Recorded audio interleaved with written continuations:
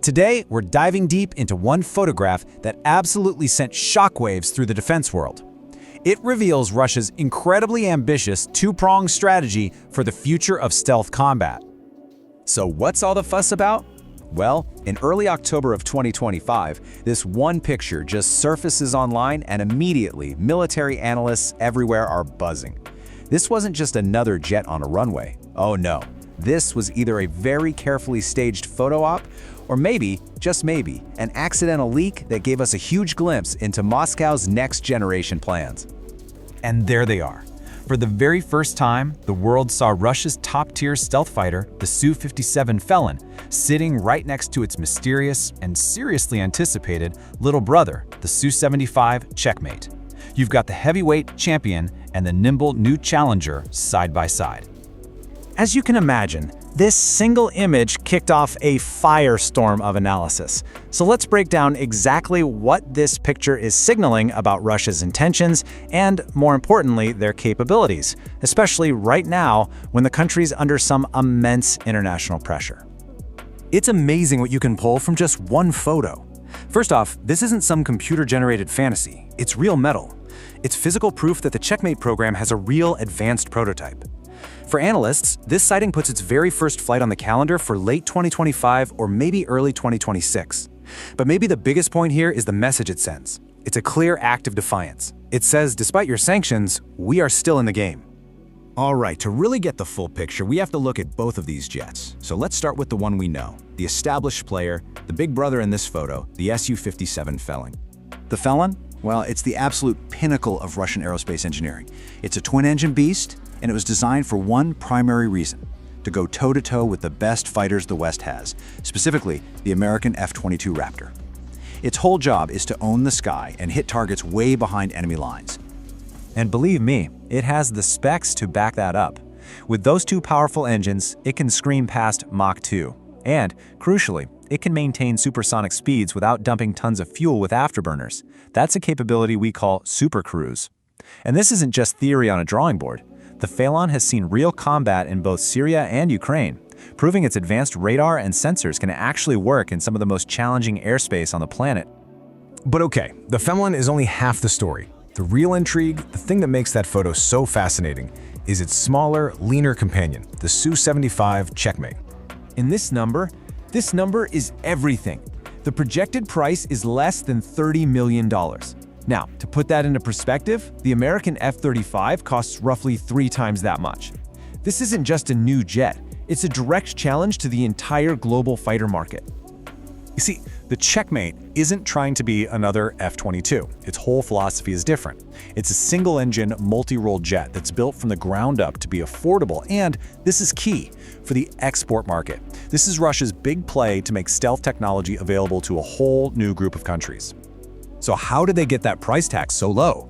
Well, it's pretty smart actually. It uses a single, super efficient new engine, and it borrows a lot of proven tech. We're talking radar, cockpit systems, directly from the bigger Su-57 program. That saves a ton of money. Its design is also modular, which means buyers can customize it for their needs. And Russia's already thinking ahead, planning an unmanned loyal wingman version for the future. So that brings up the big question. Why build two completely different stealth fighters? Well, it all comes down to a classic military strategy, the high-low gamble. And this quote from a Moscow-based expert really hits the nail on the head. They said the Su-75 was always meant for mass production and to be sold all over the world.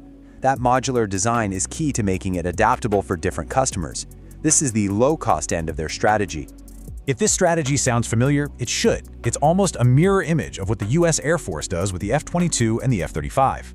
You've got the Su-57 Felon as your high-end, super-elite fighter for air dominance, your F-22. And then you have the Su-75 Checkmate, which is designed to be the affordable, versatile workhorse you can build in huge numbers, your F-35. The whole idea is to create a balanced, sustainable air force. You have a small number of your exquisite top-of-the-line jets for the absolute most dangerous missions, and then a large fleet of cheaper, flexible fighters to handle everything else, and of course, to sell to your friends.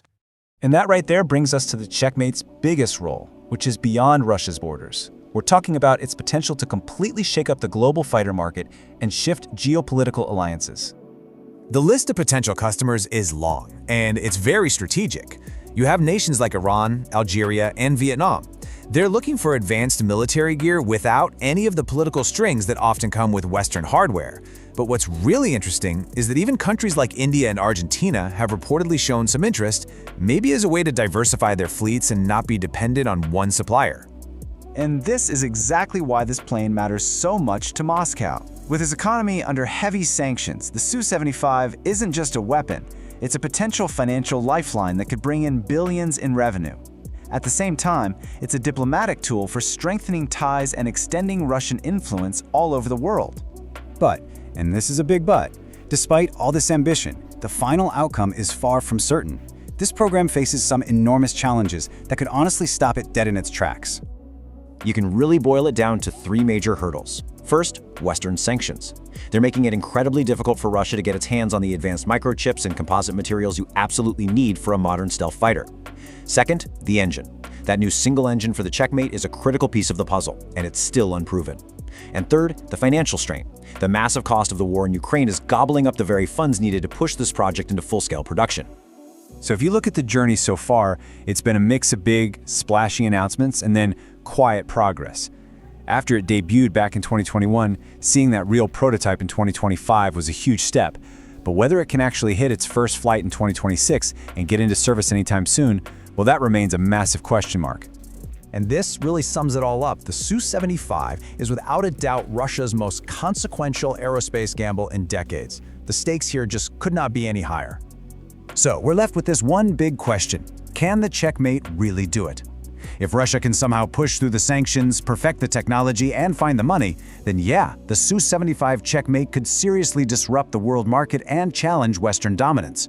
But if it fails, it's going to be a very public, very expensive symbol of an ambition that was just too big. Only time is going to tell if this incredible gamble actually pays off.